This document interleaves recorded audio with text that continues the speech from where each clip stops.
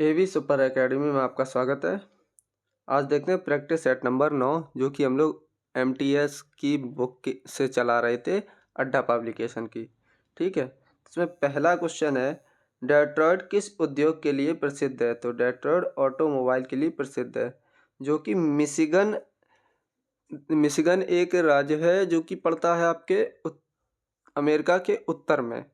उसी का एक ये सिटी है डेट्रॉयट। ठीक है, सोमांग जनजाति का संबंध किस देश से है। मलेशिया से है।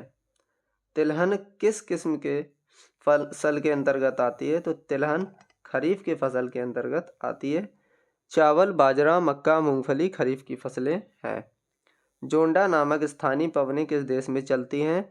तो जोंडा नामक स्थानीय पवनें आपके अर्जेंटीना में चलती हैं।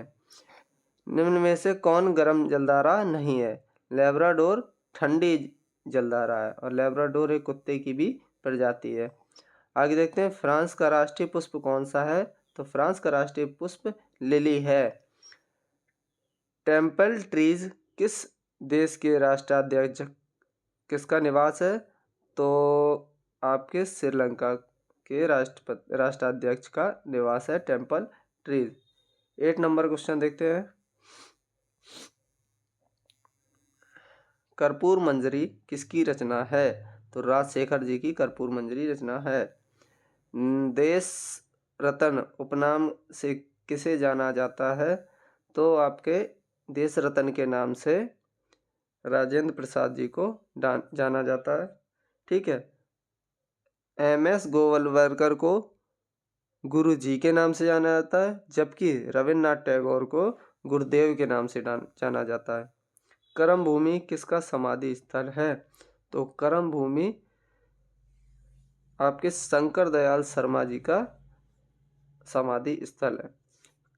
समाधि स्थल के 10 या 12 क्वेश्चन है, उसका पूरा एक टॉपिक आप याद कर लीजिए। ठीक है, और आगे आने वाले प्रैक्टिस सेट में मैंने 10-5 का उल्लेख भी कर रखा है। हैवलॉक द्वीप का परिवर्तित नाम क्या है। तो हैवलॉक का परिवर्तित नाम स्वराज द्वीप है, जो कि अंडमान निकोबार के पास है। ठीक, अगला देखते हैं किया किस देश की कार कंपनी है। तो किया कार जो आप लोग देखते हैं वो दक्षिण कोरिया की है। दक्षिण कोरिया की राजधानी सियोल है और इसकी मुद्रा वॉन है। वर्धा किस की सहायक नदी है। वर्धा तुंगभद्रा की सहायक नदी है। सैडल पीक सबसे ऊंचा पर्वत या सैडल पीक का सबसे ऊंचा शिखर कौन सा है। तो सैडल पीक सबसे ऊंचा शिखर किस पर्वत का है। तो ये उत्तरी अंडमान का है।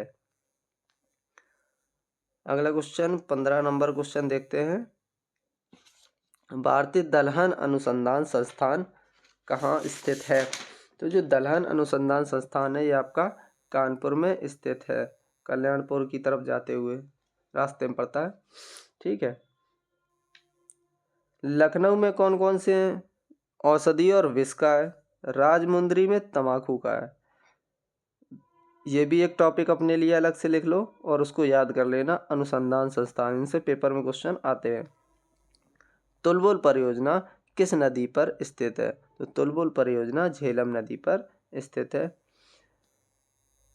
संविधान के किस भाग में आपातकाल उपबंध का वर्णन किया गया है। तो भाग पूछा है, भाग 18 में आपातकाल का वर्णन किया गया है।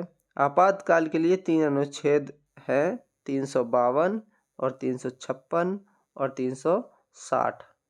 ठीक है, 352 को बोलते हैं राष्ट्रीय आपात, 356 राष्ट्रपति आपात और 360 वित्तीय आपात। और वित्तीय आपात भारत में एक भी बार नहीं लगा है तो शून्य हो जाएगा। इरी नहर किस देश की नहर है। तो इरी नहर है आपकी अमेरिका की। ठीक है, आगे देखते हैं। बैक्टीरिया से कौन सी बीमारी होती है। इन सब में से कौन सी बीमारी बैक्टीरिया से होती है। तो टाइफाइड जो बीमारी है बैक्टीरिया से होती है। एक ट्रिक है, पंडित का टीका न्यू है बेटी रिया।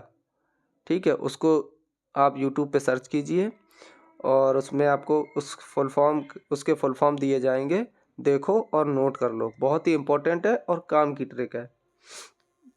20 नंबर, इस्पात के निर्माण में किस विधि का प्रयोग करते हैं?